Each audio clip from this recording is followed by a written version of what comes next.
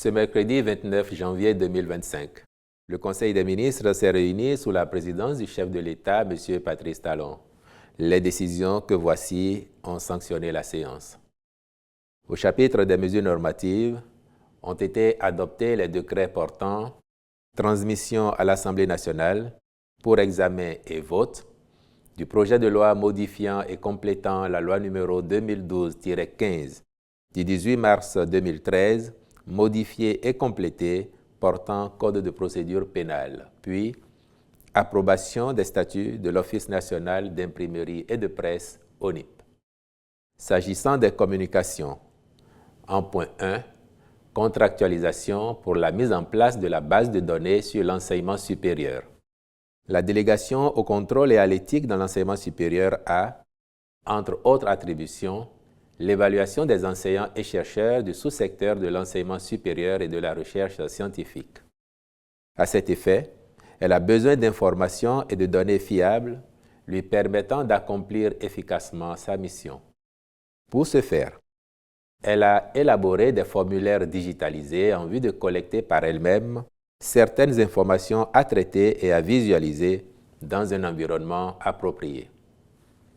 Par ailleurs, d'autres renseignements et statistiques à caractère général nécessaires à son action sont censés être disponibles dans les bases préexistantes.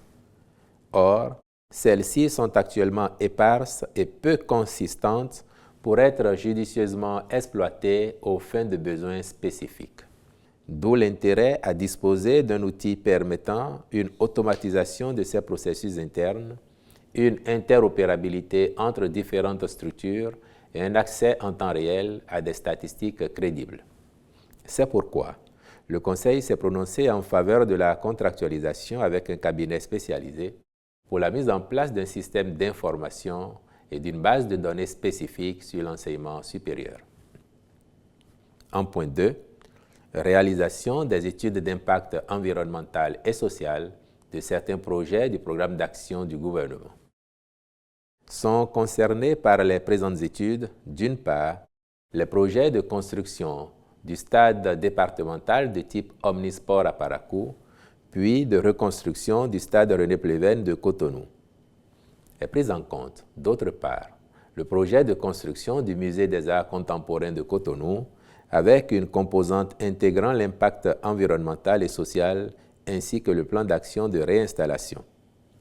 À terme, leur réalisation permettra de renforcer la disponibilité en infrastructures sportives et culturelles modernes afin d'encourager la pratique du sport, en particulier chez les jeunes, et de contribuer au rayonnement culturel de notre pays. Au chapitre des rencontres et manifestations internationales, il a été autorisé la participation du Bénin à l'exposition universelle Osaka 2025 au Japon du 13 avril au 13 octobre 2025. S'agissant des mesures individuelles enfin, les nominations ci-après ont été prononcées.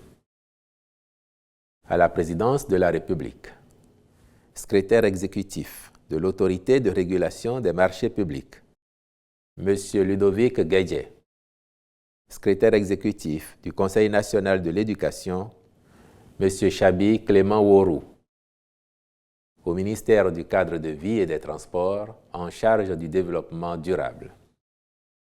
Directeur général du Centre national de sécurité routière, M. Ariel Sacramento, je vous remercie.